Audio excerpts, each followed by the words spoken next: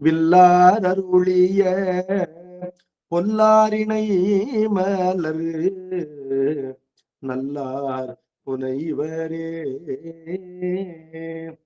பேசும் பொருளுக்கு இலக்கிதமாம் பேச்சிறந்த மாசில் மணியன் மணி வார்த்தை பேசி பெருந்துறையே என்று பிறப்பறுத்தேன் நல்ல மருந்தின் அடியன் மனத்தே வைத்து. திருச்சிற்றம்பலம். பிரியர்களே, ஆசிரியர் பெருமகனார் மெய்கண்ட தேவநாயனாருடைய சிவஞான போதம் அதன்கண் 7வது நூற்பா சென்ற வகுப்பிலே தொடங்கியிருந்தோம். 7வது நூற்பா சாதனை ஏழிலே முதல் நூற்பா, சிறப்பு அதிகாரத்திலே முதல் நூற்பா. உயிரினுடைய உண்மை இயல்பு சொரூபம் என்று சொல்லப்படுவதனை விளக்கி காட்டுகின்றது. உயிருக்கு முக்தி இச்சை ஊட்டுவது என்பதனால சாதனையாக ஆகின்றது என்று பார்த்தோம். உயிர் என்பவன் சத்து அசத்து ஆகிய இரண்டையும் அறிபவன் என்ற செய்தி சொல்லப்படுகின்றது. யாவையும் சூனியம் சத்தெதிர் ஆதலின் சத்தே அறியாது அசத்து இலது அறியாது இருதிறன் அறிவுள்ளது இரண்டலா ஆன்மா. இந்த சுட்டி அறியப்படுகின்ற உலகமும் உலகப் பொருள்களுமாகின்ற மாயா காரியங்கள் அவையே இங்கு அசத்து என்று சொல்லப்படுகின்றன. அந்த அசத்து என்பது இறைவனுக்கு சுட்டறிவு இல்லை. அவனுடைய அறிவு அறிந்தாங்க அறிகின்ற முற்றறிவாகின்ற பொது அறிவு. அது அகண்டமாக நிகழும். அது காலதேச வர்த்தமானங்களுக்கு உட்பட்டு பகுக்கப்படுகின்ற அறிவு அன்று. அது உயிரறிவிற்கு கண்டு காட்டி துணை செய்து வந்தாலும் கூட தனக்கென்று அந்த அறிவு பயன்படாது வாளாயிருக்கும் என்பதனால சூரியனுக்கு முன்பாக இருள் போலவும் பகலிலே காணப்படாத திங்களை போலவும் விளங்கி தோன்றாமல் பயன்படாமல் அசத்து என்பது சத்தின் முன்னார் வீணாகி போகும். அதனை முதல் அதிகரணத்தினுடைய எடுத்துக்காட்டு வெண்பாவினாலே சிறப்பாக சொன்னார். 40வது எடுத்துக்காட்டு வெண்பா, அதனை சென்ற வகுப்பிலே பார்த்திருந்தோம். அந்நியம் இலாமை அரற்கு ஒன்று உணர்வு இன்றாம் அந்நியம் இலான் அசத்தை காண்குவனேல் அந்நியமா காணான் அவன் முன் கதிர்முன் இருள் போல மானா அசத்து இன்மை மற்று. சுருங்கி சொன்னால், அந்நியம் இல்லாமை காரணமாக, அதாவது இறைவனுக்கு வெளியிலே எந்த ஒரு பொருளும் இல்லை, சுவருக்கு வெளியிலே சித்திரம் இல்லை என்பதை போல இறைவனிடத்திலேயே பசுபாசங்கள் யாவும் அடங்கி இருக்கின்ற காரணத்தினாலே அரற்கு பதிப்பொருளாகின்ற கடவுளுக்கு ஒன்று உணர்வு இன்றாம்.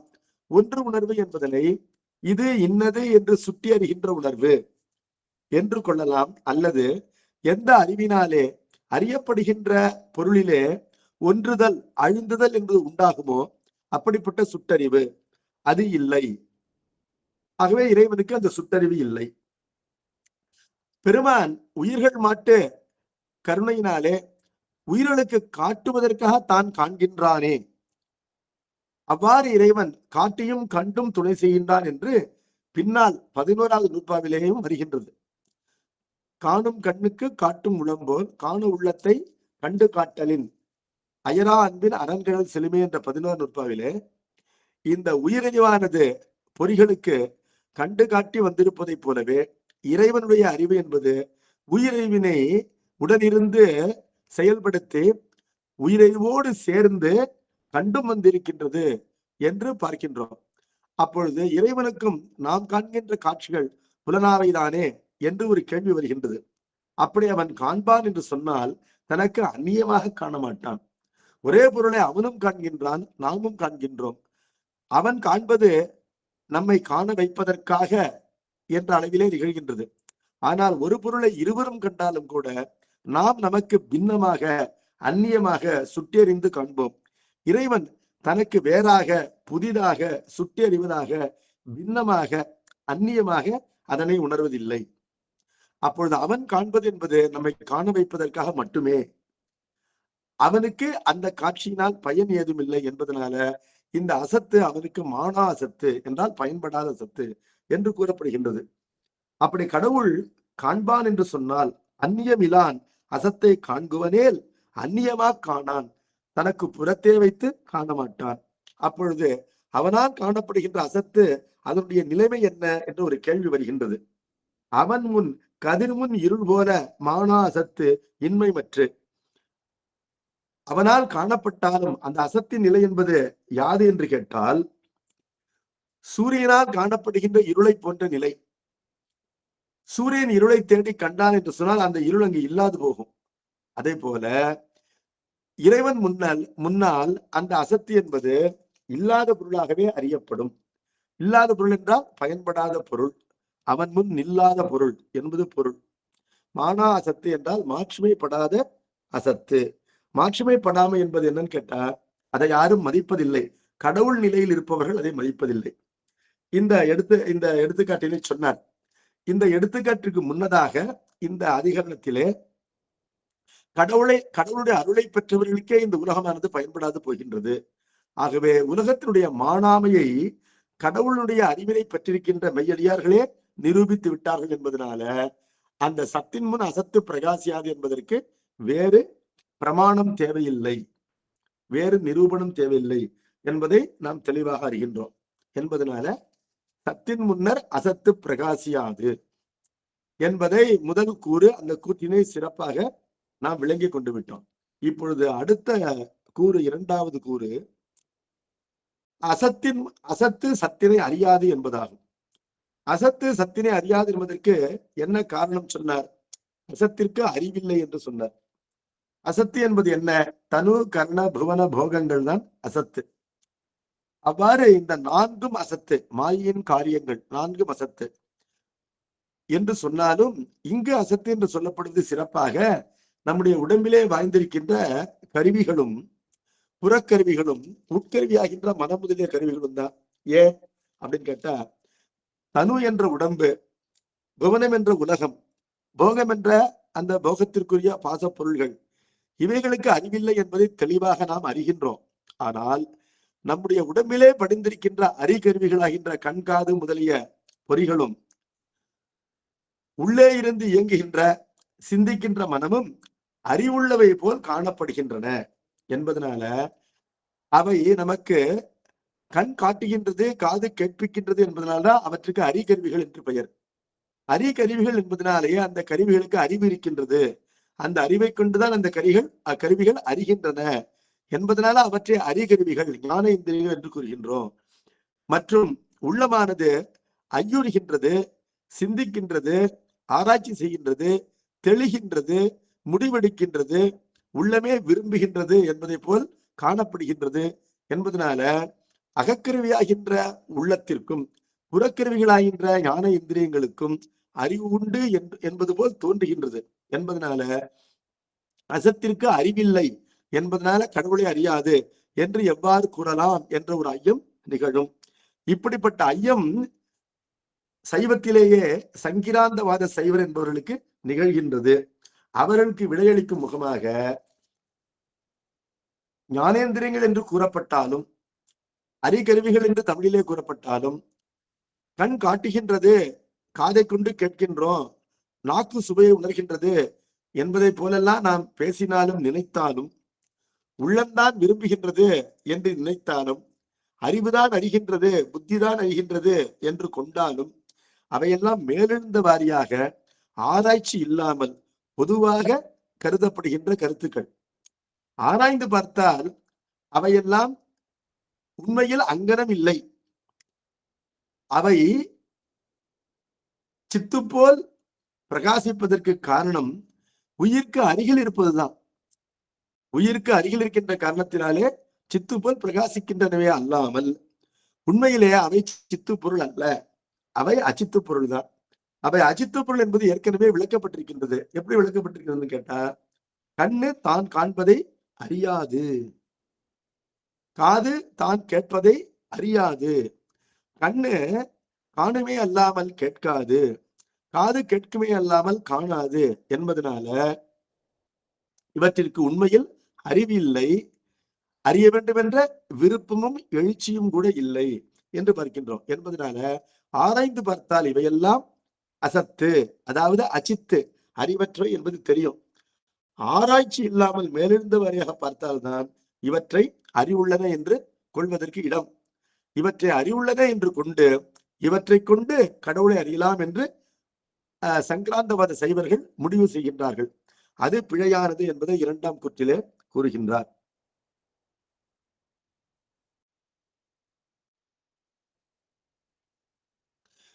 சங்கராந்தவாத சைவர் என்ன கூறுகின்றார்கள் அப்படின்னு கேட்டா, கண்கள் காண்கின்றன, அப்ப அறிவில்லாமலா காண்கின்றன. காதுகள் கேட்கின்றன, அறிவில்லாமலா கேட்கின்றன. மூக்கு நுகர்கின்றது, அதுவும் ஒரு அறிவுடைய செயல் தானே. அது ஒரு அறிவு தொழில், an activity of knowing, an activity of knowledge. அறிகின்ற செயலை புரிகின்றன. அப்ப அறிகின்ற செயலை புரியும் பொழுது அறிவற்ற பொருள் எவ்வாறு அறிகின்ற செயலை புரியும்? அப்ப when there is an activity of knowledge, any activity of knowledge is an activity of the knower. அறிபவனுடைய தொழில் தான் அறிகின்ற தொழில் என்பதனால கண்ணு காது என்பதெல்லாம் அறிவுடை பொருள்கள் தான் என்று அவர்கள் கொள்கின்றார்கள். அவற்றுக்கு ஞானேந்திரியங்கள் என்ற பெயரே அதனை வலியுறுத்தும் என்று கூறுகின்றார்கள். அது மட்டும் இல்லாம இந்த மனம் எப்படி இருக்கு அப்படின்னு கேட்டா, ஒரு பொருளை கண் காட்டும் பொழுது மனம் ஐயுறுகின்றது. பிறகு அந்த ஐயத்தை புத்திக்கு அது என்ன பண்ணுது? பாஸ் பண்ணுது. புத்தி அதனை ஆராய்கின்றது. ஆராய்ந்தோன்னு சித்தம் அதனை தெளிகின்றது, முடிவு செய்கின்றது. மீண்டும் மனம் அதனை அறிய வேண்டும் அல்லது பெற வேண்டும், நுகர வேண்டும் என்ற விருப்பம், இவையெல்லாம் நிகழ்கின்றன. இவையெல்லாம் அந்த கரணம் என்ற ஒரு கருவியை கொண்டே நிகழ்கின்றன என்பதனால அந்த கருவி இவ்வாறு செயல்படுவதே அதற்கு அறிவு இருக்கின்றது என்பதனை காட்டுகின்றது என்பதனால பாசப்பொருளுக்கு அறிவில்லை என்று ஒரேடியாக தள்ள முடியாது. பாசப்பொருளிலே உடம்பிற்கு அறிவில்லாமல் இருக்கலாம், நுகரப்படுகின்ற உலகப் பொருளுக்கு அறிவில்லாமல் இருக்கலாம்.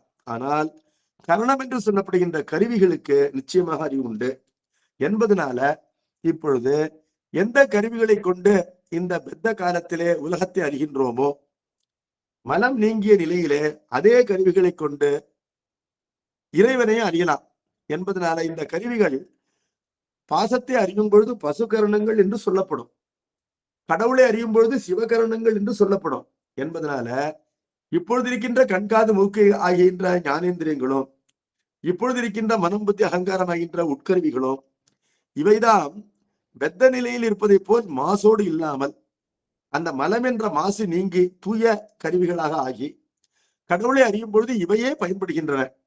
ஆகவே இந்த கண்ணை கொண்டே கடவுளை காணலாம், இந்த காதை கொண்டே கடவுளுடைய சிலம்பொலியை கேட்கலாம், இந்த உள்ளத்தை கொண்டே கடவுளை உள்ளவாறு உணரலாம் என்பதனால பசு கரணங்கள் சிவகரணங்களாக மாறும் என்று பல நூல்களிலே கூறப்பட்டிருக்கின்றன.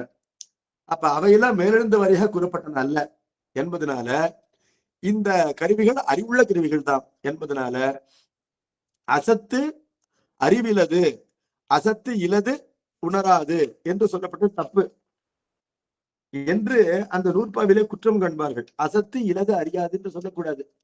அசத்திலே கரணங்களாகின்ற கருவிகள் அவை அறிவுள்ளவைதான் என்பதனால அவை மனமாகின்ற அந்த தடை நீங்கிய நிலையிலே அவை ஆற்றலோடு கடவுளையே அறியும். ஆகவே அவற்றை கொண்டே கடவுளை அறியலாம், அப்பொழுது அவை சிவகரணங்களாக மாறிவிடும் என்று அவர்கள் கூறுவார்கள். அந்த கருத்திலே இருக்கிற பிழையை இப்பொழுது இரண்டாவது அதிகரணத்தினுடைய மேற்கோள் மற்றும் ஏதுவினாலே அந்த பிழையை விளக்கப் போகின்றார். இரண்டாவது அதிகரணத்தினுடைய மேற்கோள் என்ன அப்படின்னு கேட்டா, இரண்டாவது அதிகரணம் என்பது யாது? பாடலிலே சொல்லப்பட்ட இரண்டாவது கருத்து, நூற்பாவிலே சொல்லப்பட்ட இரண்டாவது கருத்து தான் இரண்டாவது அதிகரணம். முதல் கருத்து யாவையும் சூனியம் சத்தியத்தின் ஆதலின் சத்தே அறியாது என்பது முதல் கருத்து. இரண்டாவது கருத்து அசத்து இலது அறியாது, அசத்திற்கு அறிவில்லை என்பதனால் அது சத்தினை அறியாது என்று விளக்கிக் கொள்ள வேண்டும். அதனை மேற்கோளாக அமைக்கின்றார். இனி இப்பொழுது அசத்தினுக்கு உணர்வின்றி என்றது. அசத்திற்கு உணர்வு இன்றி என்றால் சைத்தன்யம் இல்லை. சைத்தன்யம் என்பது என்ன? அறிவாகின்ற ஒளி. அந்த அறிவாகின்ற ஒளிக்கே வடமொழியிலே சைத்தன்யம் என்று பெயர்.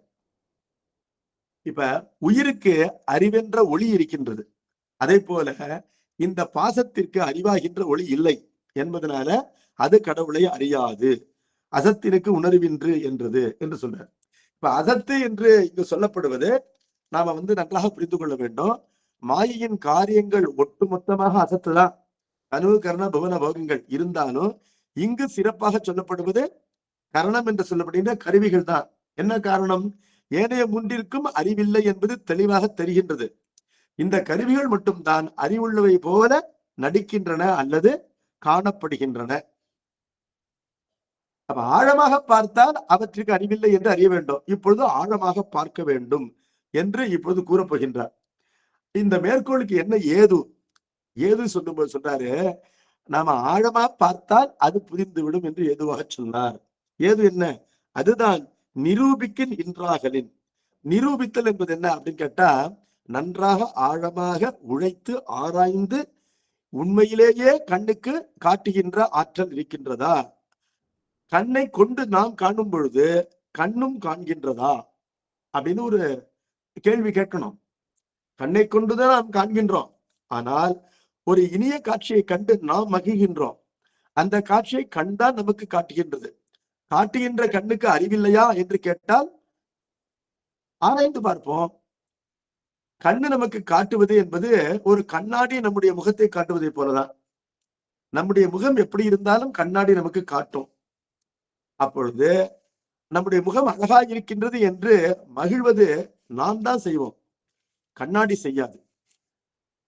நம் முகத்திலே இந்த கரி பூசப்பட்டிருக்கு, அதை சரி சொல்லிக் கொள்ள வேண்டும் என்ற முயற்சி நாம் தான் எடுப்போம், கண்ணாடி எடுக்காது. இப்பொழுது கண்ணாடி காட்டுகின்றது என்று சொன்னாலும் கூட அது காட்ட நினைத்து காட்டுகின்றதா அப்படின்னு ஒரு கேள்வி வருது. கண்ணாடி நாம் காண்பதற்கு துணை செய்கின்றது, அவ்வளவுதான். அப்பொழுது கண்ணாடி எப்பொழுது காட்டுகின்றது என்று சொல்லலாம்? நாம் பொத்தாம் பொதுவாக மேலிருந்த வாரியாக சீரியஸாக இல்லாம, வித்தவுட் பீயிங் சீரியஸ், பான்மை வழக்கினாலே உலகத்திலே எல்லோரும் கூறுவதை ஏற்றுக்கொண்டு கூறுவது என்னன்னு கேட்டா, கண்ணாடி என் முகத்தை காட்டுகின்றது அப்படின்னு சொல்றோம். ஆனால் கண்ணாடியை கொண்டு நாம் தான் காண்கின்றோம். உண்மையில் கண்ணாடி காட்டவில்லை. கண்ணாடி காட்டுகின்ற எண்ணம் அதற்கு இருக்கும் என்று சொன்னால் அது என்ன சொல்லலாம்? உன் மூஞ்சி நான் இன்னைக்கு காட்ட மாட்டேன், உனக்கு எனக்கு உங்ககிட்ட கொஞ்சம் சண்டை, அதனால உன் மூஞ்சியை நான் காட்ட மாட்டேன் அப்படின்னு காட்டாமல் இருக்கணும். அப்படி அது காட்டாமல் இருக்கின்ற இச்சையோ காட்டுகின்ற இச்சையோ அதற்கு இல்லை. அந்த கண்ணாடி நமக்கு ஃப்ரெண்டா இருக்குன்னு வச்சுக்கோங்க. என் மூஞ்சி நல்லா இல்லைனாலும் என் மூஞ்சி அதை அழகா காட்டலாம். ஏன்? அதுக்கு என்ன பிடிக்குது, அதனால அது என்ன பண்ணும், உன் மூஞ்சி அழகா இல்லைனாலும் நான் உன் மூஞ்சி அழகா காட்டுறேன் அப்படின்னு காட்டும் இல்லையா? அப்படிலாம் காட்டலையே, இருக்கிற மாதிரி தானே காட்டுது என்பதனால அதற்கு ஒரு இச்சை இல்லை அப்படின்னு தெரியுது. அதை தவிர நாம் தான் இவனுக்கு இவன் முகத்தை காட்டுகின்றோம் என்ற எண்ணம் அதற்கு இருக்கின்றதான்னு பார்த்தா அது இல்லை. அந்த எண்ணம் தான் அறிவின் செயல். நாம் தான் காட்டுகின்றோம் என்றது நினைக்கின்றதா? இல்ல என்பதனால அது அதனை கொண்டு நாம் காண்கின்றோம். ஒரு கண்ணாடியை கொண்டு நம்முடைய முகத்தை காண்பதை போலத்தான் எல்லா ஞான இந்திரியங்களை கொண்டும் நாம் அறிவினை பெறுகின்றோம். நாம் அறிவினை பெறுவதற்கு அவை துணை செய்கின்ற ஜட பொருள்கள் தான், அவையே சித்து பொருள்கள் அல்ல அப்படிங்கிறத உணர வேண்டும். அப்ப கண்ணை கொண்டு காண்கின்றோம், கண் காட்டுகின்றது என்று கூறுகின்றோம். காதை கொண்டு கேட்கின்றோம், காது கேட்கின்றது. அவர் காது நல்லா கேட்குங்க, நீங்க மெதுவா பேசினாலே பொருள்னு சொன்னா அந்த காதிற்கு கேட்கின்ற எண்ணம் இருக்கின்றது என்பது பொருள் இல்லை. அந்த கருவி நன்றாக வேலை செய்யும் என்பதுதான் பொருள். அதே போல நாக்கை கொண்டு 6 வகையான சுவைகளையும் அறிகின்றோம். மூக்கை கொண்டு மல்லிகை மற்றும் ஏனைய மனங்களை அறிகின்றோம். தோலை கொண்டு தீண்டுகின்றோம். ஆனால் இந்த ஞான இந்திரியங்களுக்கு உண்மையிலே அறிவில்லை என்பதை ஆழமாக அறிய வேண்டும். உள்ளமும் அப்படித்தான் என்பதையும் சொல்லப்பட்டிருக்கு. ஏற்கனவே சொல்லப்பட்ட விஷயம்தான். உள்ளம் என்பது உயிருக்கு நெருங்கி இருக்கின்றது. எதை போல அப்படின்னு கேட்டா, அரசனுக்கு அமைச்சர்கள் மிக நெருங்கி இருப்பதை போல. அரசனுக்கு அமைச்சர்கள் மிக நெருங்கி இருப்பதனால அமைச்சர்களையே ராஜான்னு கூப்பிடுவாங்க. அமைச்சர்களுக்கு பயங்கர மரியாதை இருக்கும். அமைச்சர்கள் சொல்வதை அரசன் கேட்பான் என்பதனாலேயோ அல்லது அமைச்சர்கள் அந்த அதிகாரத்தை துஷ்பிரயோகம் செய்வார்கள் என்பதனால அமைச்சர்களுக்கு பயந்து எல்லாரும் அமைச்சர்களை அரசர் போல் மதிப்பார்கள். ஆனால் உண்மையிலே ஒரு அமைச்சன் அரசனாகின்றானான்னு கேட்டா இல்ல. அந்த அமைச்சனை அரசன் எந்த நேரத்திலும் டிஸ்மிஸ் பண்ணலாம் அல்லது அப்பாயிண்ட் பண்ணலாம் என்று பார்க்கின்றோம் என்பது. அதே போல இந்த உள்ளம் என்ற கருவியும் உயிராகாது, உயிர் மட்டும்தான் அறிவு பொருள். அப்பொழுது உள்ளம் என்பதும் இந்த உயிரானது சிந்திப்பதற்கு துணை செய்கின்ற ஒரு கருவிதான். அதனால்தான் இந்த உள்ளத்தினுடைய செயல்பாட்டையும் ரசாயனங்கள் என்பன குறைக்கவோ கூட்டவோ செய்கின்றன பார்க்கிறோம். இப்பொழுது ஒருவன் உறங்குகின்றான். உறங்கும் பொழுது முதலிலே உள்ளம் உறங்க செல்கின்றது. அதனாலதான் தூக்க மாத்திரையெல்லாம் சாப்பிட்டுட்டு உள்ளம் உறங்கும் பொழுது அந்த உள்ளமாகின்ற கருவி நமக்கு துணை செய்வதில்லை என்று பார்க்கின்றோம். என்பதனாலல்ல இந்த அது ஒரு கருவிதான் ஜடப்பொருள் என்பதை நுணுகி அறிய வேண்டும். இப்பொழுது இந்த கண்ணாடி என்ற எடுத்துக்காட்டை கொண்டு கண் முதலிய ஞானேந்திரங்கள் ஐந்தும் நமக்கு அறிவதற்கு துணை செய்கின்றனவே அல்லாமல் அவை தாமே அறிகின்றன என்று பான்மை வழக்கினாலே சொல்லப்பட்டாலும் அது உண்மையில் அப்படி இல்லை என்பதை நம்மால் புரிந்து கொள்ள முடிகின்றது. ஆனால் உள்ளமும் அப்படித்தான், உள்ளமும் ஒரு ஜடக்கருவிதான், அதற்கென்று அறிவில்லை என்பதை புரிந்து கொள்வது சிரமம். அதனை புரிந்து கொள்வதற்கு அவ்வாறு ஒரு குருநாதன் உபதேசிக்கும் பொழுது அதனை முற்றுமாக நம்பி அந்த நிலையிலே நாம் சிந்திக்க வேண்டும். அவ்வாறு சிந்திப்பதனால்தான் அந்த உள்ளமும் ஒரு ஜடப்பொருள் தான் என்பது தெளிவாகும். உள்ளத்தை அது ஒரு அறிவற்ற ஜடப்பொருள் தான் என்று அறிவது என்பது தவத்தினால் தான் முடியும். எடுத்த எடுப்பிலேயே அந்த உண்மையை ஒருவனால் அறிவது முடியாது என்பதையும் இங்கு ஆசிரியர் நமக்கு விளக்குகின்றார். இப்பொழுது மேற்கோள் என்ன சொல்றதுன்னு கேட்டா, அசத்தினுக்கு உணர்வின்று என்று சொல்கின்றது. அதற்கு என்ன பொருள்? அசத்தாகிய கரணத்திற்கு, அதாவது கரணங்கள், புறக்கரணங்கள் மற்றும் அகக்கரணங்கள், புறக்கருவிகள் மற்றும் அகக்கருவி ஆகின்ற உள்ளம், அந்த புற அகக்கருவிகளுக்கு அறிவு இல்லை என்று சொன்னார் என்பதனால அது சத்தாகிய சிவத்தை அறியாது என்பது பொருள். கரணத்திற்கு அறிவில்லை என்பதை சங்கராந்தவாதிகள் ஒப்புக்கொள்வதில்லை. அவர்கள் அதுக்கு என்ன தடை சொல்றாங்கன்னா, இப்ப நம்ம என்ன சொல்றோம்? பதிஞானம்னு சொல்றோம். பதிஞானம் என்பது பதியினுடைய ஞானம். எப்படி சூடு என்பது நெருப்பினுடைய சூடு என்பதை போல பதிஞானம் என்பது பதியினுடைய ஞானம் என்று நாம் சொல்றோம். பசுஞானம் என்பது, பசு என்பது உயிருக்கு சொந்தமான அறிவு. அதனால்தான் பசுஞானம் என்பது வேறுபடுகின்றது. அதை ஐக்கியூன்னு சொல்றோம். ஒரு மாணவனுடைய ஐக்கியூ என்பது இன்னொரு மாணவனுடைய ஐக்கியூல இருந்து டிஃபர் ஆகுது. ஒரு சில மாணவர்களுக்கு ஒரு தடவை சொன்னாலே புரியுது, வேறு சில மாணவர்களுக்கு 4-5 தடவை சொல்ல வேண்டியிருக்கு. அப்ப ஐக்கியூ லெவல் கம்மியா இருக்கு. அப்ப பசுஞானம் என்பது உயிரினுடைய அறிகின்ற திறம், அப்ப உயிர் அறிவு. இப்ப பதிஞானம் என்பது பதியினுடைய அறிவு, அது பதியினை அறிவிப்பதனால அது நெருப்பினுடைய சூடு என்பதை போல நெருப்புக்கு சொந்தம் என்று புரிகின்றது. பசுஞானம் என்பதும் பசுவினுடைய அறிவு என்பதனால, ஏன் ஒரு உயிர் அறிவதை போல இன்னொரு உயிர் அறிவதில்லை என்பதனால அத யூனிக் டு எவ்ரி சோல் என்பதனால பசுஞானம் என்பதும் பசுவினுடைய அறிவு என்று புரிகின்றது. இப்பொழுது பதிஞானம் என்பது பதியினுடைய அறிவு, பசுஞானம் என்பது பசுவினுடைய அறிவு என்று சொன்னால் பாசஞானம் என்பதும் பாசத்தினுடைய அறிவுதானே. அதாவது பாசக்கருவிகளாகின்ற கண்ணு, காது, மூக்கு, தோல், நாக்கு ஆகிய 5 மற்றும் அகக்கருவிகளாகின்ற மனம், புத்தி, அகங்காரம் ஆகிய 3, இந்த 8, இந்த 8க்கு சொந்தமான அறிவு தானே. பதிக்கு சொந்தமான அறிவு பதிஞானம் என்றும் பசுவிற்கு சொந்தமான அறிவு பசுஞானம் என்றும் சொல்லும் பொழுது அதே முறையில அந்த காரணத்திலேயே பாசஞானம் என்பது பாசத்திற்கு சொந்தமான ஞானம் என்பதனால பாசக்கருவிகளுக்கு ஞானம் உண்டு என்பதுதானே அதற்கு பொருள். அப்ப கண்ணுக்கு அறிவு உண்டு, அதனால்தான் அது காண்கின்றது. காதிற்கு அறிவு உண்டு, அதனால்தான் அது கேட்கின்றது. இந்த தோல், தொடுகின்ற தோல், அதற்கு அறிவு உண்டு, அதனால்தான் அது தொட்டு சுட்டுக் கொள்கின்றது என்று பார்க்கின்றோம். என்பதனால இந்த பாசஞானம் என்பது பாசத்தினுடைய ஞானம் என்று 6ஆம் வேற்றுமையை அங்கு விரித்துக் கொள்ள வேண்டும். அப்பொழுது பாசத்திற்கு ஞானம் உண்டு என்பதனால்தான் அது பாசஞானம் என்று சொல்லப்படுகின்றது என்பதனால கரணங்களுக்கு அறிவு உண்டு. இப்பொழுது அந்த கரணங்களை கொண்டு உலகத்தை பார்க்கிறோம். அந்த கரணங்களில் இருக்கின்ற மலம் நீங்கிவிட்டால் அதே கரணங்களை கொண்டு கடவுளை பார்க்கலாம் என்பதனால சத்து அசத்து சத்தினை அறியாது என்று சொல்வது பிழை. அசத்தாகின்ற கரணம் சத்தினை அறியும்.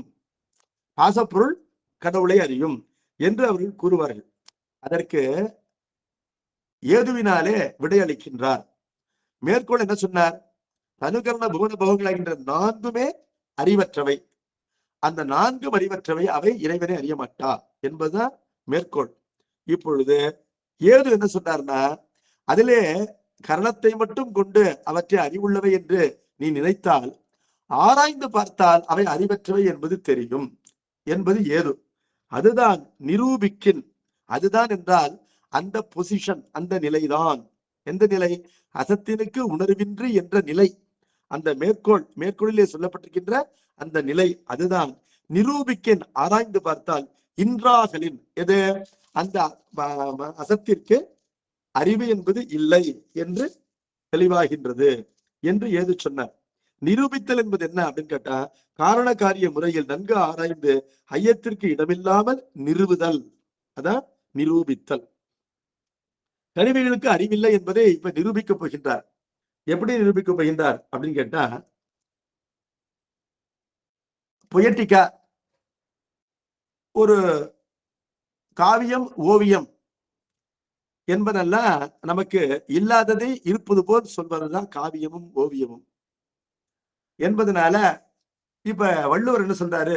ஒரு பெண்ணு இந்த கண்ணு இருக்க, இது காதலனை பார்க்கும்போது ஆசைப்பட்டுடுச்சு. அப்ப ஆசைப்படாம இருந்தா இன்றைக்கு அவன் பிரிந்து போயிருக்கிறான், அவன் வருவதற்கு காலதாமதம் ஆகின்றது என்று அழ தேவையில்லை. ஐயோ பாவம், சொன்ன பேச்ச கேட்க மாட்டேங்குது இந்த கண்ணு. இந்த கண்ணு என்ன பண்ணுது?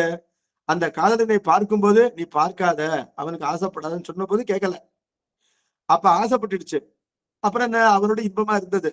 அதுக்கப்புறம் அவன் பிரிந்து போனப்புறம் அவன் வரலையே பக்கத்துல அப்படின்னு அழுது அப்படின்னு எல்லாம் கண்களுடைய செயல் போல அந்த தலைவி கூறுகின்றாள். இது கேட்பதற்கு நன்றாக இருக்கின்றது. ஆனால் இதுதான் உண்மை இல்லையா? அப்படின்னா கிடையாது. கண்ணை கொண்டு ஒரு காட்சியை பெறுகின்றாள் தலைவி. கண்ணை கொண்டு எத்தனையோ காட்சிகளை பெறுகின்றாள். பார்ப்பவர்களிடத்திலாம் அவள் ஆசைப்படுவதில்லை. அப்ப வினை வழி யாரோ ஒரு மட்டும்தான் மனம் செல்கின்றது. அப்பொழுது அந்த ஒரு ஆடவரிடம்தான் ஆசை ஏற்படுகின்றது. அதற்கு கண் துணை செய்கின்றதே அல்லாமல் கண் ஆசைப்படவில்லை. ஆசைப்படுவது தலைவிதான். அவள் ஆசைப்படுவதற்கு வழிவகை செய்து தருகின்றது கண்ணு. எப்படி? ஆசைப்படப்போகின்ற பொருளை முதலிலே அவளுக்கு காட்டி விடுகின்றது என்பதனால கண்ணு பார்த்துச்சு, அதனாலதான் இப்ப அழுது அப்படின்னு சொல்றா. அழுவதும் அவள்தான்.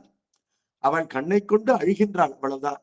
அவள் அழும் பொழுது அவளுடைய அழுகை என்பது கண்ணிலிருந்து வெளிப்படுகின்றது, அவ்வளவுதானே தவிர கண்ணு தானா பார்த்தது, கண்ணு தானா அழறது அப்படின்னு திருக்குறளிலேயே சொல்லப்பட்டிருக்கு. அதெல்லாம் ஒரு பொயட்டிக்காக, ரசனைக்காக சொல்லப்படுவதே தவிர ஆராய்ந்து பார்த்தால் அவை உண்மை நிலை இல்லை என்பதை தெளிவாக தெரிந்து கொள்ளலாம். அதுபோல அதே போலதான் மனசிற்கு அறிவு இருக்கு அப்படின்னு சொல்றது அதே போலதான். என் மனசை தொட்டு சொல்லு, உன் மனசுக்கே தெரியும் நீ சொல்றது உண்மை இல்லை அப்படின்னு நாம் பொய் சொல்லும் பொழுது நம்ம சேலஞ்ச் பண்ணுவாங்க. அப்பொழுது நாம் என்ன நினைக்கிறோம்? உண்மையில நாம் பொய் கூறுகின்றோம் என்பது நமக்கு தெரியும்.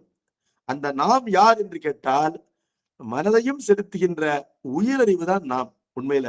ஏன்னா நாம் என்பது இரண்டாக இருக்க முடியாது, நாம் மட்டும்தான் நாம். அப்ப நம்மிடத்திலே நான் என்ற எண்ணம் இருக்கின்றது, அதுதான் நான். அப்பொழுது எதனை கொண்டு பல விஷயங்களை ஆராய்ந்து பார்க்கின்றோமோ அந்த காரணமாக நான் இல்லை. அப்பொழுது நான் பேசுவது உண்மையா பொய்யா என்பது உண்மையில மனதிற்கு கூட தெரியாது, எனக்கு தான் தெரியும். இருந்தாலும் மனசை தொட்டு சொல்லுன்னு சொல்றாங்க. வள்ளுவர் கூட தன்னஞ்சறிவது பொய்யற்க பொய்த்த பின் தன்னஞ்சே தன்னை சுடுங்கிற. இதெல்லாம் பான்மை வழக்கோடு பொருந்த கூறுவன. உலகம் இவ்வாறு பேசுவதனால அதனையே எடுத்துக்கொண்டு குரலும் பேசுகின்றது. ஆனால் ஆராய்ந்து பார்த்தால் உள்ளம் அல்லது நெஞ்சம் என்பது ஒரு கருவிதான். அது உண்மை பேசு என்றோ பொய் பேசாதே என்றோ சொல்லாது. என் மனமே நீ எனக்கு நல்ல வழி காட்டக்கூடாதா அப்படின்னு திருமறைகள்ல கூட சமயத்துல வரலாம். என் மனமே நீ ஐயாரப்பரை நினைக்கின்றாய், நீ நல்ல மனம் என்று அப்பர் பெருமான் பாடுகின்றார். ஆனால் மனதை கொண்டு ஐயாரப்பரை நினைப்பது அவர்தான். அப்ப அவர் விருப்பமின்றி மனம் தானாக ஐயாரப்பரை நினைக்காது. இது ஆராய்ந்து பார்த்தால் இவ்வாறு பொத்தாம் பொதுவாக பான்மை வழக்காக கூறுவதெல்லாம் ஒரு ரசனைக்காக கூறப்படுவதே அல்லாமல் அவை உண்மை நிலை இல்லை என்பதை அறியலாம். அப்பொழுது அதை போலவே பாசஞானம் என்பதும் பாசத்திற்கு ஞானம் உண்டு என்ற பொருளிலே சொல்லப்படவில்லை. அது பாசத்தை பற்றிய ஞானம், பாச பொருளை பற்றிய ஞானம் என்ற பொருளில் வருகின்றது. பதிஞானம் என்பது பதிக்கு சொந்தமான ஞானம், பதியை விட்டு அகலாத ஞானம், பதிப்பொருளை உணர்த்துகின்ற ஞானம் என்று பொருள்படுகின்றது. பசுஞானம் என்பது பசுவிற்கு சொந்தமான பசுவினுடைய கெப்பாசிட்டி, ஆற்றலுக்குள் இருக்கின்ற ஞானம் என்ற பொருளை பெறுகின்றது. பாசஞானம் என்பது அறியப்படுவது பாசம் என்ற பொருளிலே வருகின்றது. அந்த இடத்துல மட்டும் பொருள் வேறு. பாசஞானம் என்ற தொடருக்கு என்ன பொருள் கேட்டா, பாசத்தை பற்றிய ஞானம். இப்ப மேத்தமேட்டிக்கல் நாலேஜ் அப்படின்னா ஒரு விஷயத்துல இருக்கிற மேத்தமேட்டிக்ஸ் அதை பற்றிய அறிவு என்பது பொருள். அதே போல பொயட்டிக் சென்ஸ் என்று சொல்வது அப்படிதான். அங்கிருக்கின்ற பொயட்ரி அதை உணர்கின்ற சென்ஸ், அங்கிருக்கின்ற கவிதை நயத்தை உணர்கின்ற அறிவிற்கு பொயட்டிக் சென்ஸ் என்று பெயர். அங்கிருக்கின்ற கவிதை நயத்தை உணராமல் எத்தனையோ பேர் இருக்கலாம். கவிதையை உணரக்கூடிய ஆற்றல் இல்லாமல் எத்தனையோ பேர் இருக்கலாம். அவர்களுக்கு அந்த பொயட்டிக் சென்ஸ் கிடையாது. பொயட்டிக் சென்ஸ் என்று சொல்லும்போது அந்த கவிதைக்கு அறிவு இருக்கின்றது என்பது பொருள் இல்லை. கவிதையை அறிகின்ற அறிவிற்கு தான் பொயட்டிக் சென்ஸ் என்று பெயர். அதே போல பாசத்தை அறிகின்ற அறிவிற்கு பாசஞானம் என்று பெயர். பாசத்தை அறிகின்ற அறிவு எதற்கு இருக்கின்றது? பசுவிற்கு தான் இருக்கின்றது என்பதனால பாசஞானம் என்பது உண்மையிலே பசுஞானம்தான். அப்ப பசுஞானம் என்றும் பாசஞானம் என்றும் இரண்டாக ஏன் கூற வேண்டும் என்று கேட்டால், இந்த பசு பாசத்தை அறிவதை கைவிட்டு தன்னை அறிவது அது ஸ்பெஷல் என்பதனால அந்த நிலையை பசுஞானம் என்று கூறுகின்றோம். ஆனால் பாசத்தையும் பசுதான் அறிகின்றது என்பதனால பாசஞானம் என்பது யாருக்கு சொந்தம் என்று கேட்டால் பசுவிற்கு சொந்தம். அப்பொழுது பாசஞானம் என்பது பாசத்தை பற்றிய ஞானம். அது யாருக்கு சொந்தம் என்று கேட்கும் பொழுது அது பசுஞானம் என்ற விடை வரும். பசுஞானம் என்ற ஒன்று தனியாகவே இருக்கின்றதே, அதை பற்றி நூல்கள் கூறுகின்றன என்று கேட்கும் பொழுது அது பசு தன்னை பற்றி உசாதி அறிகின்ற ஞானம் என்று அதற்கு விடை தர வேண்டும். ஆகவே பாசஞானம் என்பது உண்மையிலே பசுவினுடைய அறிவாற்றலை கொண்டு பெறுகின்ற அறிவுதான். அப்ப உயிர்தான் கண்ணை கொண்டு காட்சியை பெறுகின்றது என்பதனால காட்சி என்பது உயிரினுடைய அறிவினை பொறுத்து இருக்கின்றது. உயிர் விரும்பவில்லை என்றால் கண் திறந்திருந்தாலும் அந்த காட்சியை உயிர் பெறாது. அதுக்கு இஷ்டம் இல்லைன்னா கண்ணை முழிச்சுக்கிட்டே பார்க்காம போகும். ஒரு துயரமான நிலையிலே பிறருடைய கட்டுப்பாட்டிற்காக எல்லோருடன் சேர்ந்து உணவு உண்ண வேண்டும் என்று ஒருவன் உண்ணலாம். மிக நெருங்கிய ஒருவருடைய மரணம் சம்பவிச்சிருக்கிறது. இருந்தாலும் ஒரு நாகரிகத்திற்காக ஏனையோர் உண்ண வேண்டுமே என்பதற்காக தானும் சேர்ந்து உண்ணலாம். ஆனால் உண்ணும் பொழுது சுவையை அறியாதே உண்பான். அதுல அவனுக்கு நாட்டமே இருக்காது. அப்பொழுது அவருடைய நாக்கு அந்த இனிக்கின்ற பொருளை இனிக்கின்றது என்று காட்டாது. என்ன காரணம்? உயிரறிவு அதிலே தோயவில்லை என்பது காரணம். என்பதனால பாசஞானம் என்பது உயிருக்கு சொந்தமான ஞானம் தான். அது பாசத்திற்கு சொந்தமான ஞானம் இல்லை என்பதனால பாசஞானம் என்ற தொடர் பாசத்திற்கு அறிவுண்டு என்று விளக்காது. மாறாக அது பாசத்தை அறிவது என்றுதான் பொருள்படும் என்று இப்பொழுது அவனுக்கு கூறுகின்றார். இதனை ஒரு எடுத்துக்காட்டு வெண்பாவினாலே இப்ப கூறுவார். எப்படி கூறுவார்னா, ஒரு காணல் நீர் என்ற அனுபவம் எல்லோருக்கும் இருக்கின்றது. நல்ல வெயில் காலத்துல ஒரு நண்பகல்ல பாலைவனத்தில் தான் போகணுங்கிறது இல்ல, நீண்ட தார் ரோட்ல கூட போகலாம். அப்படி போகும் பொழுது நீங்க நடந்துதான் போகணுங்கிறது இல்ல, ஒரு வாகனத்தில் கூட போகலாம். ஒரு தொலைவிலே நீங்கள் செல்கின்ற சாலையிலேயே நீர் தேங்கி இருப்பதை போல ஒரு காட்சி ஏற்படும். ஆனால் அது எவ்வளவு தொலைவில் இருக்கின்றது என்று தோன்றுகின்றதோ அந்த தொலைவினை நீங்கள் கடந்தாலும் அங்கு நீர் இருக்காது. அல்லது நீங்கள் பயணிக்க அதுவும் உங்களுக்கு முன்னால் விரைந்து பயணிக்கும். அது எவ்வாறு முடியும்?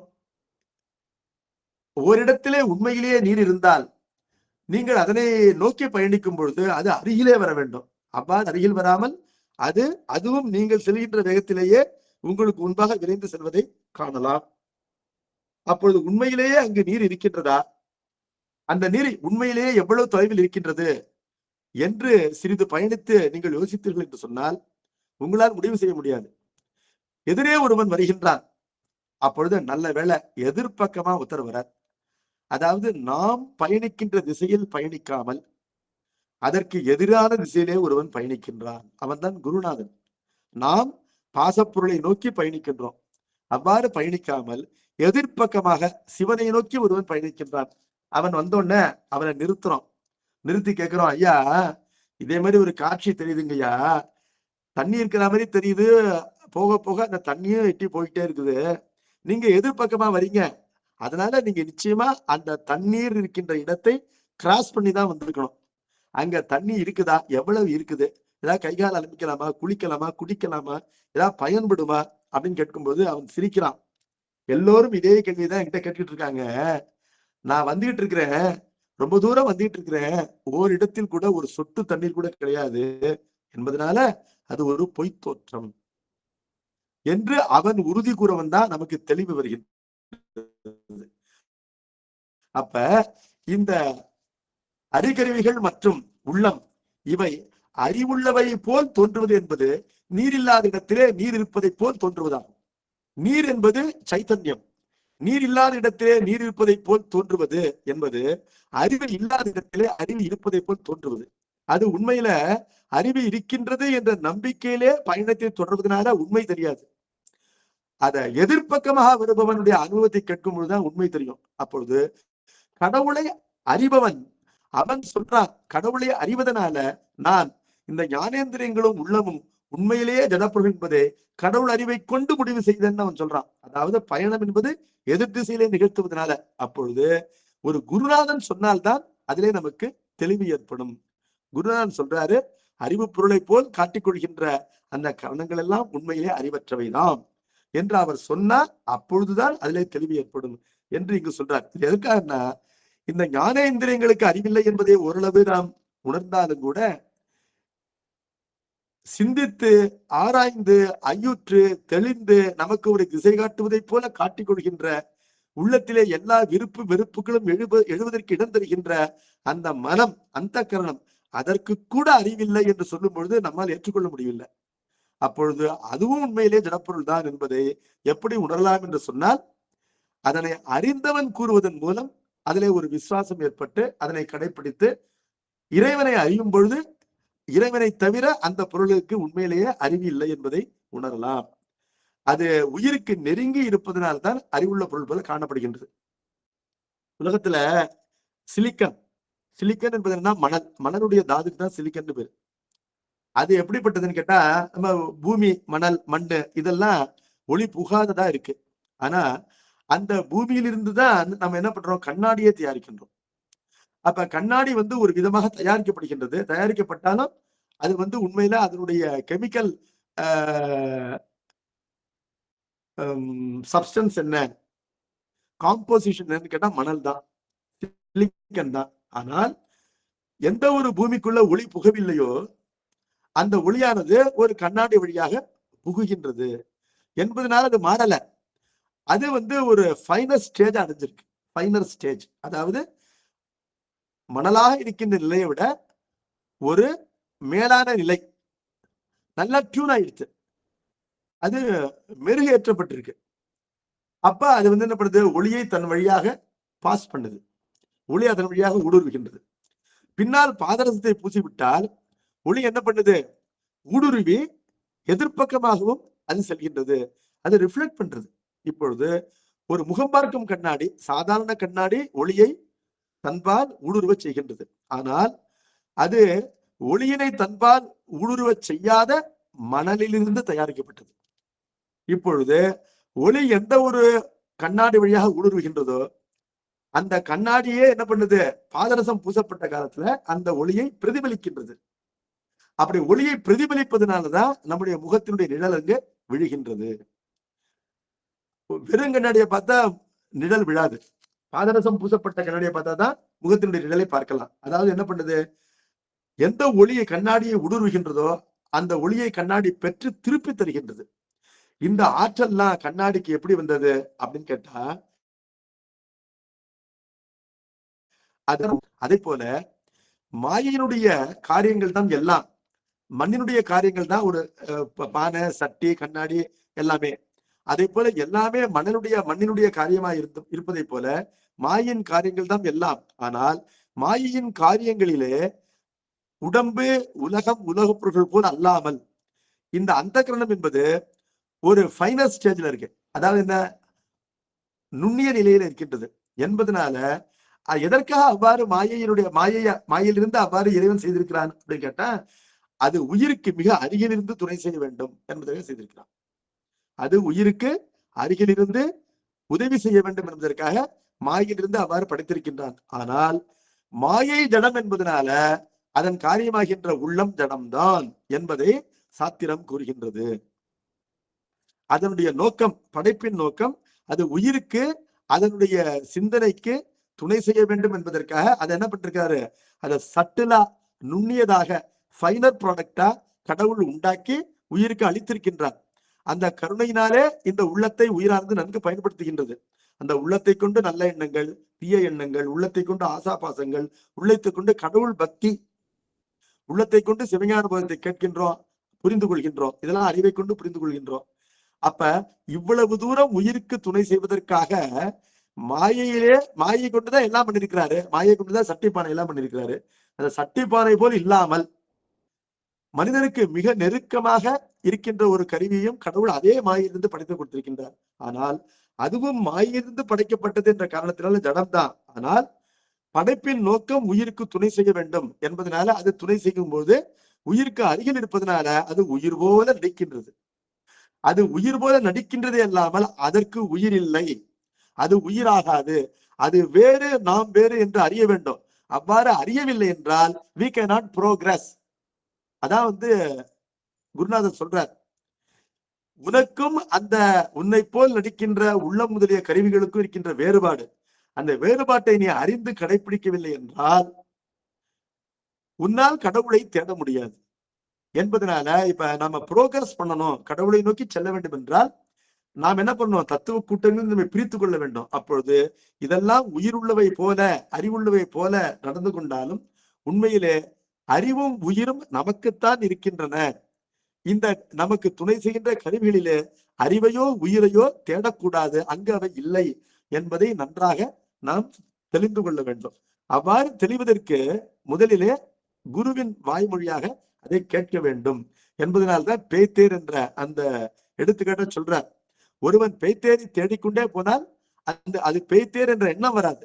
அது பேய்த்தேர் தான் அங்கு தண்ணீர் இல்லை என்பதை அனுபவித்து ஒருவன் எதிரிலே வருகின்றான். அவன் கூறுகின்ற வாக்கியத்திலே இருக்கின்ற விசுவாசம், நம்பிக்கை, அந்த குருமொழியை கடைபிடிப்பதனால ஒருவன் என்ன பண்றான், அது பேய்த்தேர் என்ற கொண்டு அதனை நாடுகின்ற முயற்சியை கைவிடுகின்றான். அதை போல இந்த கருவிகளுக்கும் அறிவுண்டு என்ற எண்ணத்தை கைவிடுவதனால தான் நாம் என்ன பண்ண முடியும், முன்னேற முடியும் என்று கூறுகின்றது. அதை எடுத்துக்காட்டு வெண்பாவினாலே இப்ப கூறப்போகின்றார். வெண்பாவின் பொருளை நான் சொல்லிட்டேன், வெண்பாவினை படிப்பது எளிதாக போகும். பேய்த்தேர் நீர் என்று வரும் பேதைக்கு, பேதை என்றால் அறிவில்லாதவன், பேய்த்தேரிலே நீர் இருக்கின்றது என்று நிற்பவன் யாருன்னு கேட்டா அவன் ஒரு அறிவில்லாதவன், பேதை, மயங்குபவன் என்று சொன்னார்.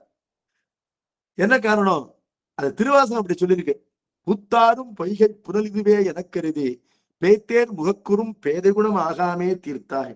பூத்து குலுங்குகின்ற ஒரு தடாகம் என்று பேய்த்தேரினை நினைக்கின்ற அறிவின்மை என்பது எனக்கு ஏற்படா வண்ணம் நடராஜ பெருமானே என்னை உன் அடியிலே கூட்டிக் கொண்டாய் என்று திருவாசகம் கூறுகின்றது. தோணக்கத்திலே முதல் பாடல் என்பதனால பேய்த்தேரிலே நீர் இருக்கின்றது என்று நினைப்பது அறிவின்மையாகும்.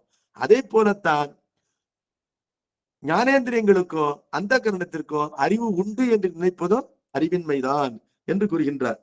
பேய்த்தேர் நீர் என்று வரும் பேதைக்கு மற்ற அணைந்த பேய்த்தேர் அசத்தாகும் பெற்றிமையின், அதனை அவன் சென்று அணையும் பொழுது பேய்த்தேர் அசத்தாகும் பெற்றிமையின், பேய்த்தேர் என்பது அசத்து, அங்கு உண்மையில் இல்லை என்று அறிவதை போல இப்பொழுது இந்த ஊமையில நம்ம எச்சரிக்கையா இருக்க வேண்டும். ஒருவன் பேய்த்தேரை உண்மையிலே சென்று சேர்ந்து அதனை அசத்து என்று அறிவதில்லை. அதனை அறிவது, அணைந்து அறிவது என்பது என்னன்னு கேட்டா அதனை அணைந்தவன் அறிவிக்க அறிவதுதான். யாராலுமே பேய்த்தேரவன் அதனை தொடர அது இவன் முன்னால் ஓடும். அதனால இவன் அதை எய்தவே முடியாது. அதனை எய்துகின்ற வழி என்பது என்னன்னு கேட்டா, எதிர்ப்பக்கமாக வருகின்றவன் அவன் கூறி அதனால் தெளிவதுதான் அதை எய்துவதாகும் என்பதனால பேய்த்தேரை அடைவது என்பது பேய்த்தேர் அடையத்தகாதது என்று அறிவதுதான் பேய்த்தேரை அடைவதாகும் என்பதனால பேய்த்தேரை பற்றிய உண்மையை அறிவது என்பது அதனை அடைவதாகும். அந்த உண்மையை அறிந்தவன் அதனை இல்லை என்று அறிவதை போல, பேய்த்தேரிலே நீர் இல்லை என்று அறிவதை போல இப்பொழுது வாய்த்து என்று சொல்றார். வாய்த்து என்றால் ஒரு குருநாதன் வாய்த்து, குருநாதன் வாய்த்து என்று கொள்வதனால அப்ப பேய்த்தேரை பற்றிய உண்மையும் எதிர்ப்பக்கமாக வருகின்றவன் வாய்த்து வாய்த்துப்பதனால்தான் தெளியும் என்பதை புரிந்து கொள்ளலாம். வாய்த்து என்றால் குருநாதன் வாய்த்து, அதனை கண்டுணர்வார் இல்வழியில் காணும் அசத்தின்மை. அதனை கண்டுணர்வார் என்றால் இந்த ஞானேந்திரியங்கள் மற்றும் அந்த கரணத்தினை பற்றிய உண்மையை கண்டு உணர்வார், தங்களுடைய ஞானத்தினாலே கண்டு உணர்வார்.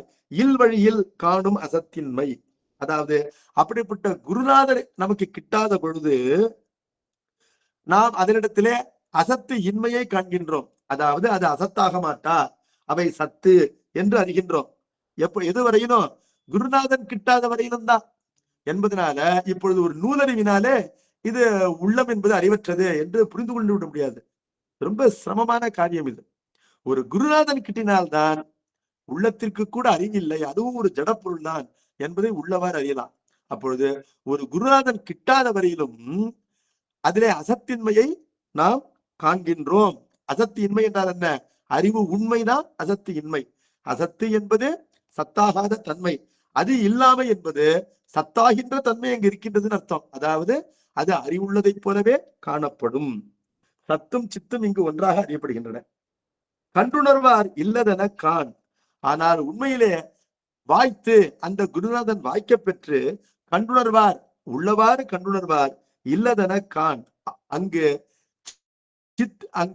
சித்து இல்லை, அங்கு சத்து இல்லை என்பதை காண்பார்கள் என்பது பாடலுடைய பொருள்.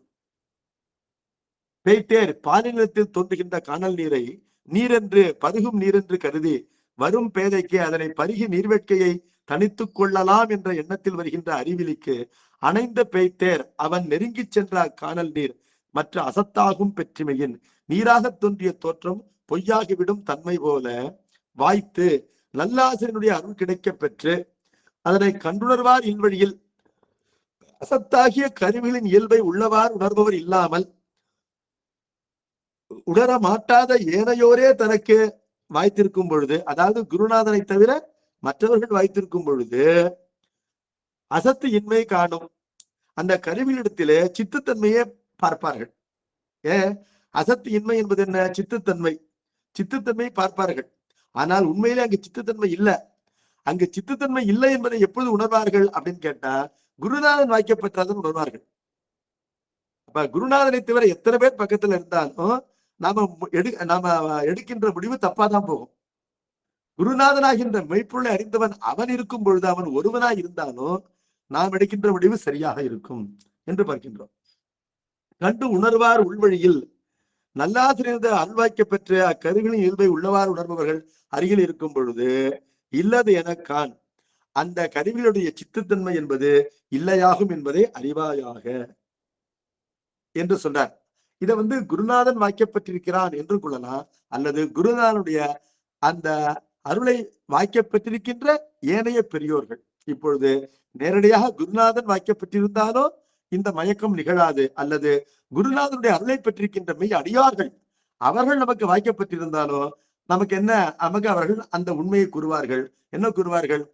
இந்த உள்ளமும் ஒரு ஜடப்பொருள் தான் என்ற உண்மையை அவர்கள் குருநாதரிலிருந்து அறிந்திருப்பதனால நமக்கு கூறுவார்கள் என்பதனால நம்முடைய புண்ணியத்தினாலே நமக்கு குருநாதன் கிட்ட வேண்டும், அல்லது குருநாதனுடைய அருளை பெற்றிருக்கின்ற அடியார் பெருமக்கள் கிட்ட வேண்டும். அவ்வாறு கிட்டாத வரையிலும் நமக்கு ஒரு மயக்கம் ஏற்படும். என்ன மயக்கம்னா, பேத்தேரிலே நீர் இருக்கின்றது, காணல் நீரிலே நீர் இருக்கின்றது என்ற மயக்கம் ஏற்படுவதை போல இந்த கரணங்களிலே அறிவு இருக்கின்றது என்ற மயக்கமானது ஏற்படும் என்று கூறிவிட்டார். இந்த ஊமை எப்படி பொருளோடு பொருத்திக் கொள்ளணும் அப்படின்னு பார்த்தா, காணல் நீரிலே நீர் இருக்கின்றது என்று கருதுகின்ற பேதை அவன் யார் அப்படின்னு கேட்டா, அவன் யாருக்கு ஊமை? பக்குவம் இல்லாத உயிருக்கு ஊமை. அந்த பக்குவம் இல்லாத உயிர் கரணங்களிலே அறிவு இருக்கின்றது என்று கருதுகின்றது. காணல் நீர் என்பது என்ன அப்படின்னு கேட்டா அசத்தாகிய கருவி, அதான் கரணங்கள். அதுல அங்க இருக்கின்ற நீரினுடைய தோற்றம் அது இந்த கரணங்களிலே இருக்கின்ற அறிவினுடைய தோற்றம், அது தோற்றமே தவிர உண்மை அல்ல என்பது பொருள். அப்ப ஆராய்ச்சியிலே காணல் நீரிலே நீர் இல்லை என்பது ஒருவன் அறிய வருகின்றான். அதே போலவே குருநாதனுடைய உபதேசத்தை பெற்ற பிறகு அதன் வழியாக ஆராய்பவர்களுக்கு இந்த கரணங்களிலும் அறிவில்லை என்பது தெளிவாகும் என்று இந்த எடுத்துக்காட்டு வெண்பா நமக்கு கூறுகின்றது. அடுத்தது மூன்றாவது கூறு. இப்போது முதல் கூற்றினாலே சத்தின் முன் அசத்து பிரகாசியாது என்று சொல்லிவிட்டார். இரண்டாவது கூற்றினாலே அசத்திற்கு அறிவில்லை, அது ஞானேந்திரியமா இருந்தாலும் சரி அந்த கரணமா இருந்தாலும் சரி அதற்கு அறிவு உண்மையில் இல்லை, அது ஜடம்தான் என்பதனால அதற்கு அறிவும் இல்லை, இச்சையும் இல்லை, அதனை கொண்டு கடவுளை தேடாதே என்று கூறிவிட்டார். இப்பொழுது மூன்றாவது கூறு என்ன சொல்கின்றதுன்னா, சத்து அசத்து ஆகின்ற இரண்டு பொருளும் இருந்தாலும் ஒன்றிற்கு ஒன்று பயன்படாது இருக்கும் பொழுது இந்த இரண்டும் இருப்பதே இன்னொருவனுக்கு பயன்பட்டால்தான். ஒரு பயன்படாத பொருள் இருந்தால் என்ன, இல்லாமல் இருந்தால் என்ன, வேஸ்ட்.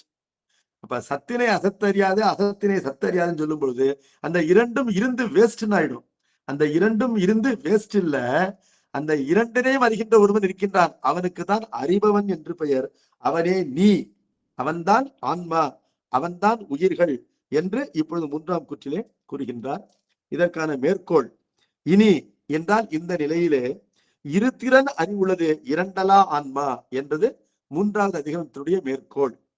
இரு திறன் என்றால் இரண்டு வகை அப்படின்னு அர்த்தம், பை ஃபோல்ட், டூ வே. இரு திறன் அறிவு, இரண்டு வகையான அறிவு கொண்டது இரண்டலா ஆன்மா, இரண்டும் அல்லாத ஆன்மா. இப்ப இரண்டும் அல்லாத என்பதனால முன் சொன்ன இரண்டும் அல்லாத என்பது தெளிவாகின்றது.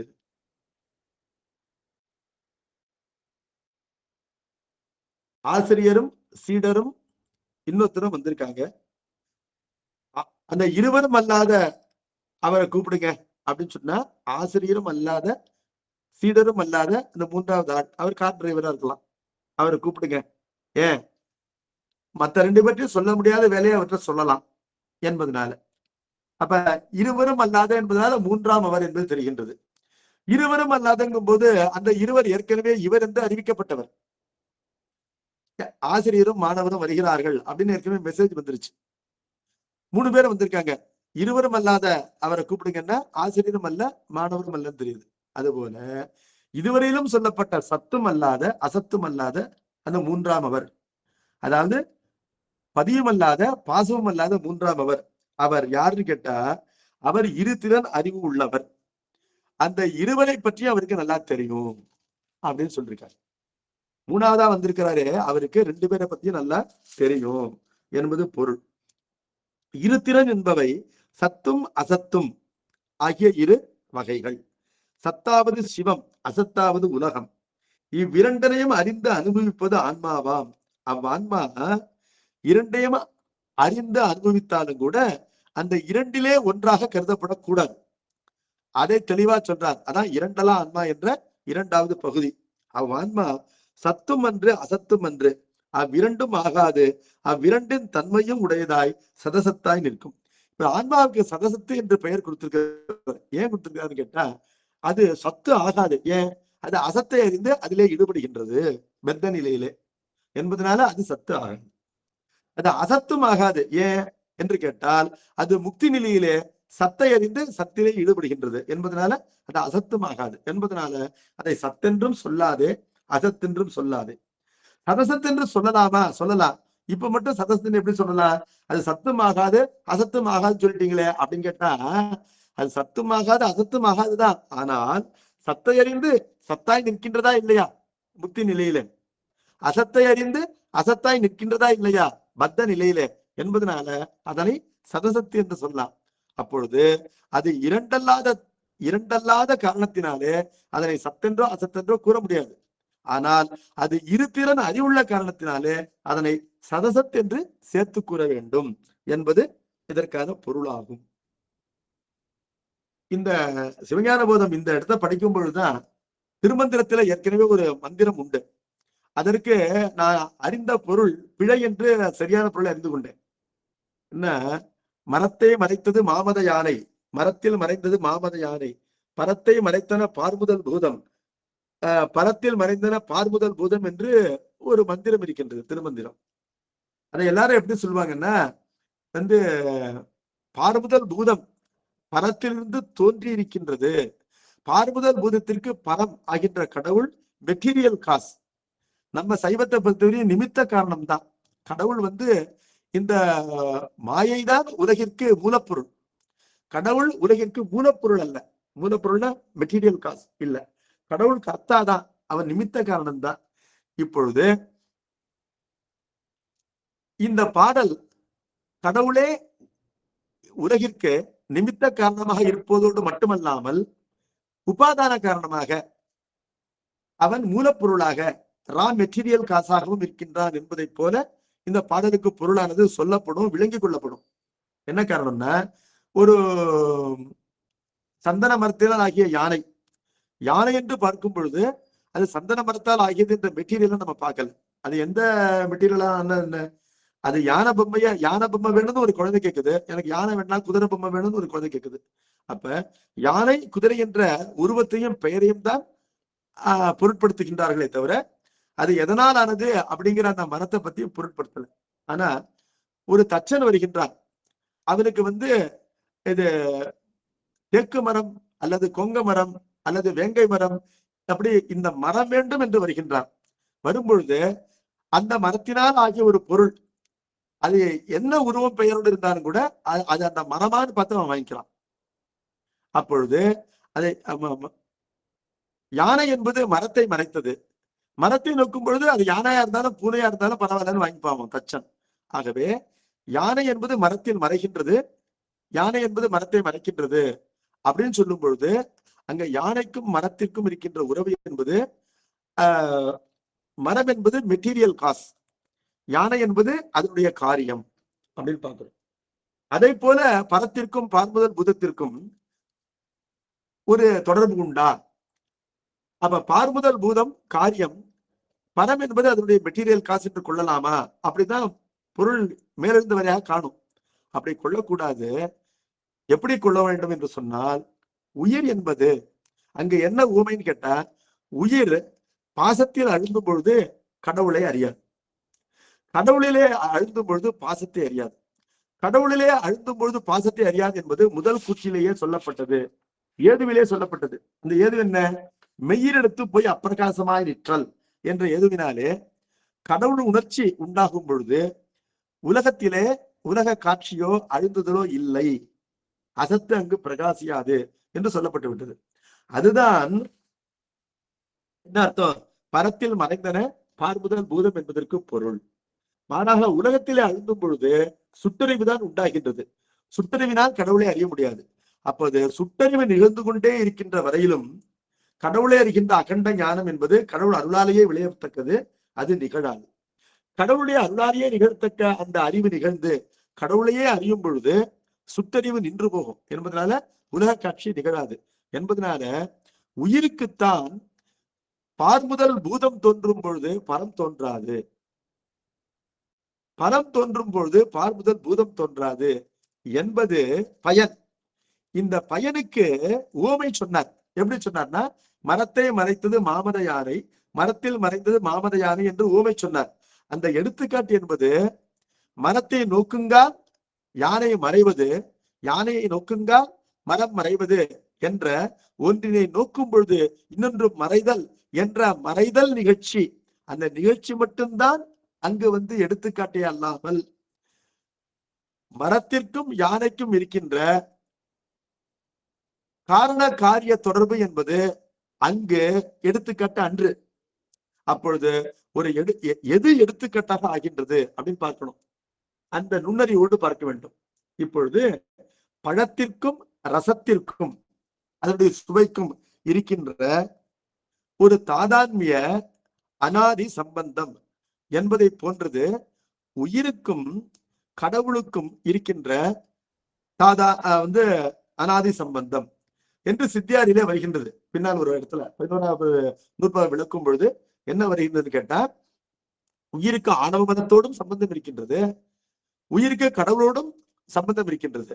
இந்த இரண்டு உறவுமே அனாதியாக இருக்கின்றது. அப்படி இருக்கும் பொழுது அனாதியாக இருக்கின்ற ஆணவ மலம் நீங்கினால் உயிரும் அழியும், உயிருக்கு கடவுளோடு இருக்கின்ற அந்த உறவும் அழியும் என்று ஒரு அப்ஜெக்ஷன் ஏற்படுது, ஒரு ஐயம் ஏற்படுகின்றது.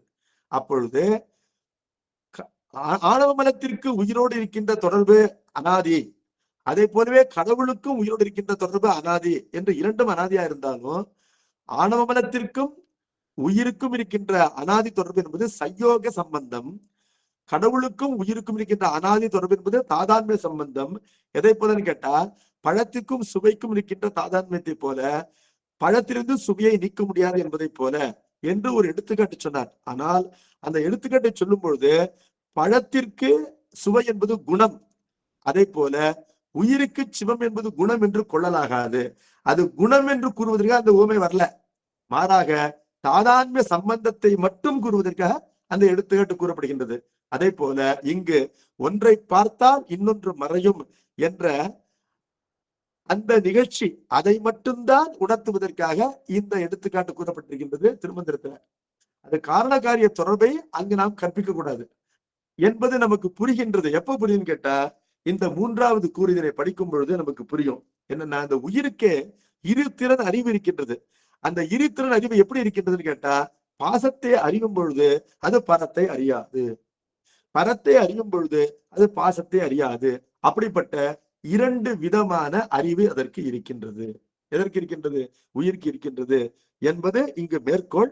இதனை சிறப்பாக விளக்குவார். அதனை வருகின்ற வகுப்பிலே பார்ப்போம்.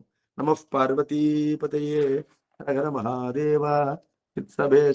சிவசிதம்பரம் திருச்சிற்றம்பலம்.